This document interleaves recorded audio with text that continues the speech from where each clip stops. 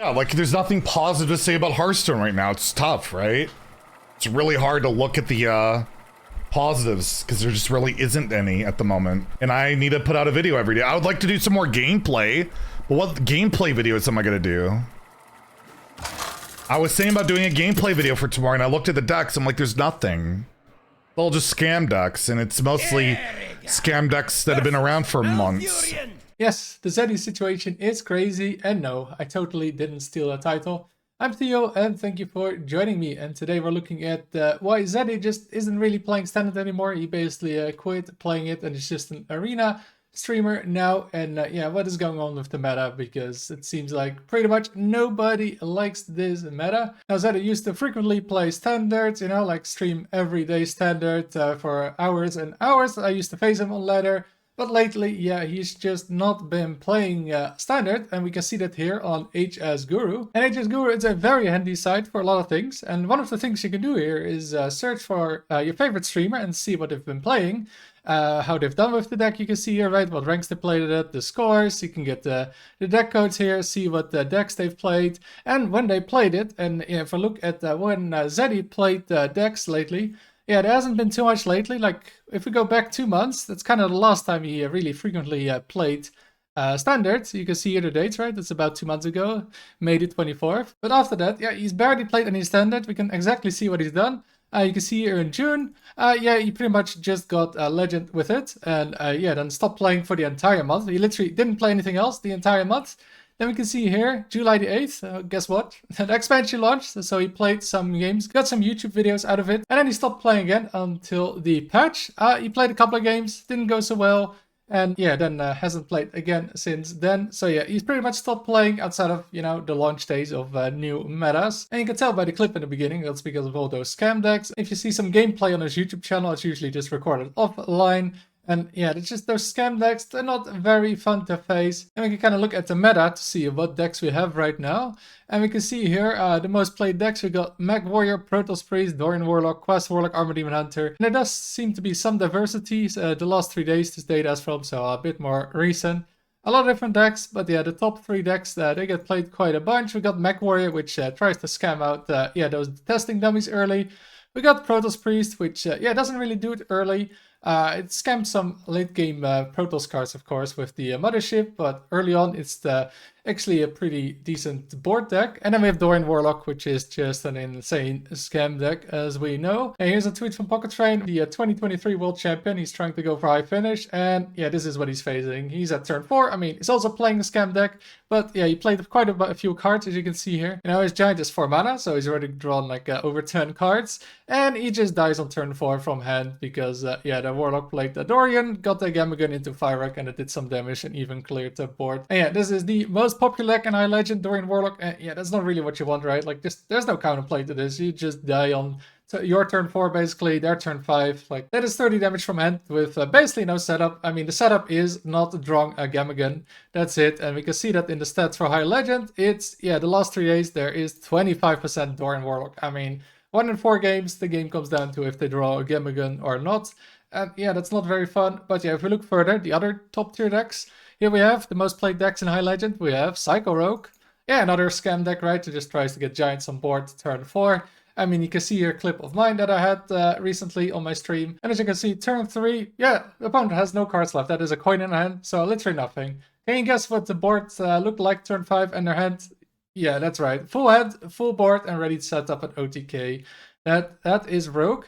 Then we have Mech Warrior, which again just tries to scam those testing dummies very early. And then we have Handbuff Hunter, again another deck that just can cheat out insane stats.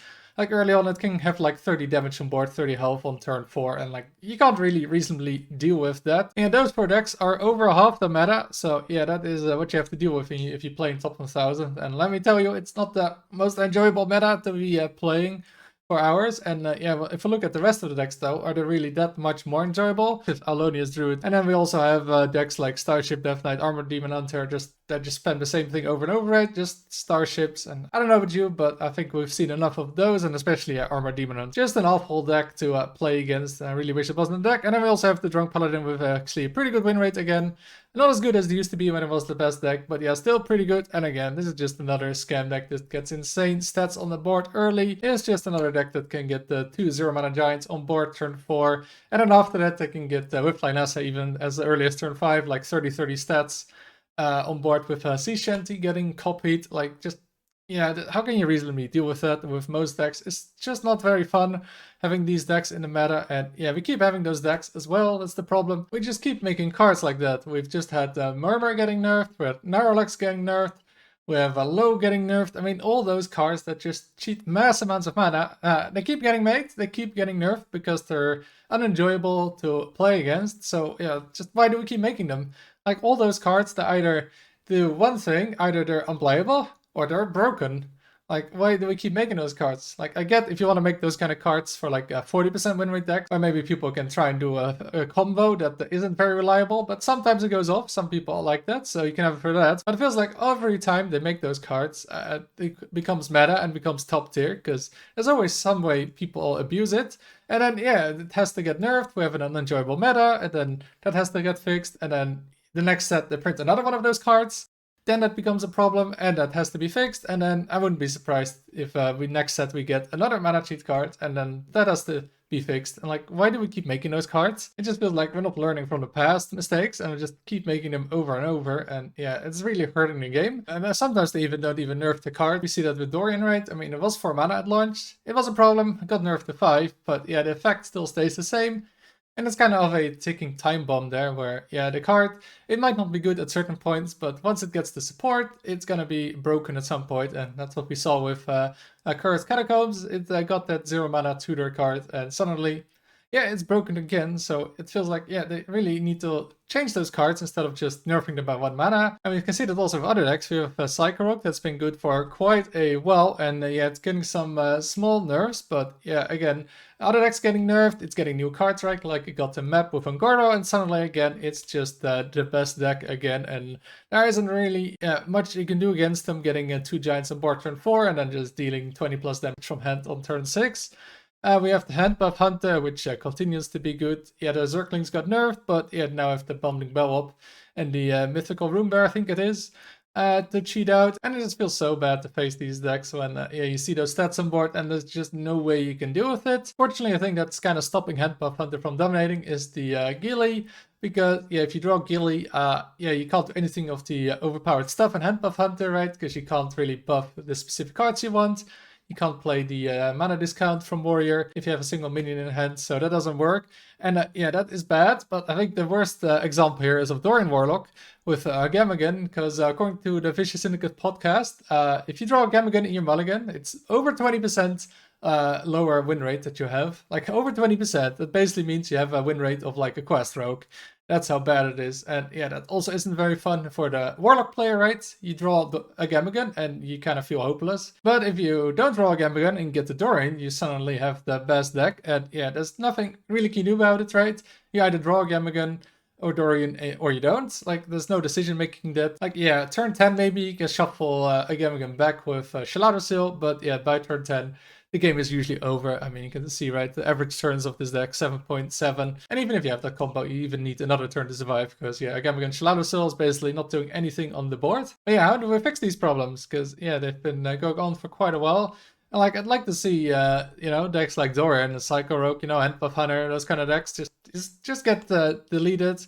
Like, they've just not been fun for so long. I really hate facing them, and I just wish they were gone.